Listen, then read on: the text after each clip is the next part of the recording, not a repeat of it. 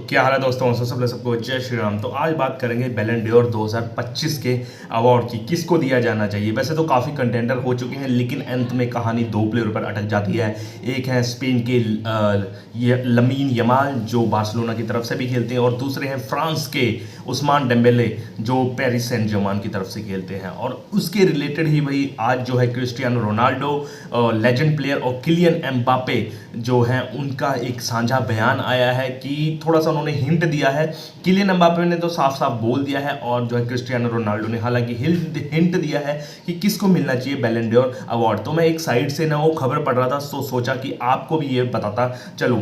तो भाई पहले बात कर लेते हैं किलियन एम्बापे की। तो किलियन एम्बापे ने दोनों की तारीफ की है और बोला है कि दोनों बढ़िया प्लेयर हैं, टैलेंटेड प्लेयर हैं, लेकिन वो इस जो बैलन डोर 2025 को जिताना चाहते हैं, वो उस्मान डेम्बेले को जिताना चाहते हैं, भाई अपने फ्रेंचमैन प्लेयर को जिताना चाहते हैं।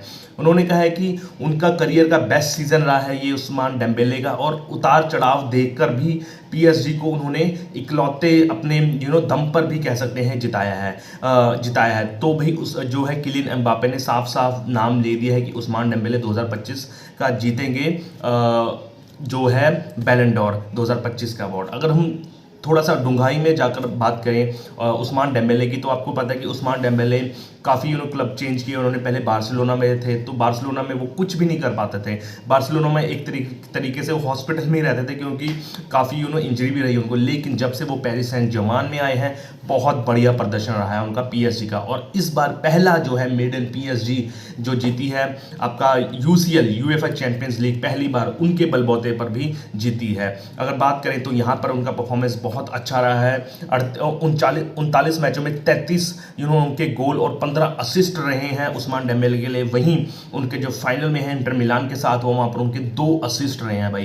तो उनकी तरफ रिकॉर्ड भी बोलते हैं और ट्रॉफीज भी बोलती हैं। अगर रिकॉर्ड्स की बात करें तो भाई ने 4 ट्रॉफियां उठा ली हैं। पहले तो लीग 1 की फ्रेंच ट्रॉफी उठाई, फिर उन्होंने कूपे डे फ्रांस उठाई, फिर उन्होंने फ्रेंच कप भी उठाया, और फिर लास्ट में यूसीएल जीतकर क्वाड्रपल अपने नाम कर दिया है। इस साल का बेहतरीन क्लब ऑफ द ईयर भी कह सकते हैं, इतना तगड़ा रहा है। अगर हम दूसरी की बात करें क्रिस्टियानो रोनाल्डो की, तो क्रिस्टियानो रोनाल्डो ने भी थोड़ा सा यहाँ पर हिंट दिया है। उन्होंने कहा है कि ट्रॉफीज प्लेयर उसको जीतनी चाहिए जिसके पास सबसे ज़्यादा ट्रॉफीज हो, प्लस जिसके पास यूएफा चैंपियंस लीग की ट्रॉफी गई हो। तो यूएफा चैंपियंस लीग की ट्रॉफी किसके पास गई है? लमीन यमाल के पास तो गई नहीं, उस्मान डेम्बेले के पास गई है। तो डेम्बेले को भी उन्होंने हिंट दिया है कि भाई उनको मिलना चाहिए। तो दोनों जो लेजेंड्स की राय में डेम्बेले को मिलना चाहिए। लेकिन अगर लमीन यमाल की बात करें तो लमीन यमाल भाई बहुत तगड़ा टैलेंट है। क्रिस्टियानो रोनाल्डो ने उनकी तारीफ करते हुए बोला है कि अब ये बच्चा है और बहुत टैलेंट से भरा हुआ है, लेकिन इसके ऊपर बिल्कुल भी प्रेशर ना डाला जाए,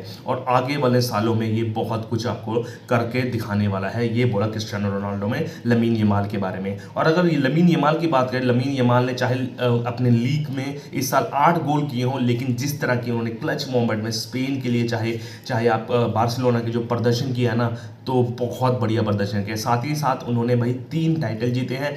एक तो ला लीगा का टाइटल जीता है, एक कोपा डेल रे और एक सुपर कप जीता है। सिर्फ एक ट्रॉफी रह गई यूएफए चैंपियंस लीग की। अगर वो ट्रॉफी यूएफए चैंपियंस लीग की जीत जाता बार्सिलोना, तो मुझे नहीं लगता भाई लमीन यमाल पीछे रह जाते उस्मान डेम्बेले के। सिर्फ एक ट्रॉफी की कमी रहेगी, और ये ट्रॉफी अगर डिजर्व करते थे ना, तो भाई बार्सिलोना भी डिजर्व करती थी, क्योंकि इतना बढ़िया प्लेयर के साथ वो खेल रहे थे ना टीम।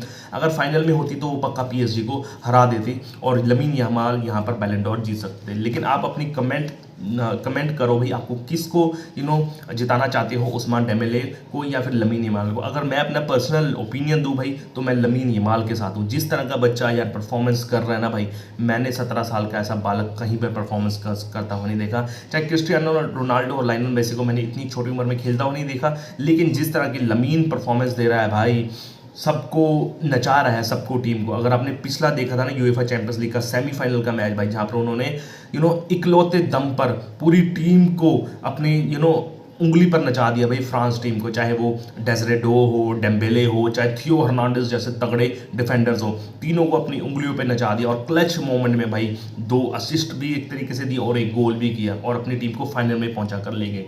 तो देखो भाई ये जो यूएफा का जो है नेशंस लीग का अगर फाइनल जीतती है तो क्या पता स्पेन के जो है लमीन यमाल को भी मिल सकता है बैलन डोर। लेकिन अगर चांसेस की बात करें तो उस्मान डेम्बेले थोड़ा सा आगे निकल जाते हैं लमीन यमाल से। लेकिन अगर मेरी पर्सनल राय देखी जाए तो भाई lamin Yamal is the number 1 ना फुटबॉलर और प्लेयर 2025 का भाई, और उसको ही मिलना चाहिए मेरे ख्याल से बैलन डोर। और ऐसी खबरें जानने के लिए मेरे चैनल को लाइक शेयर सब्सक्राइब कीजिए। जय श्री राम, जय श्री राम। ओके बाय, पसीना भी आ रहा है यार, ठीक है ना, बाय बाय।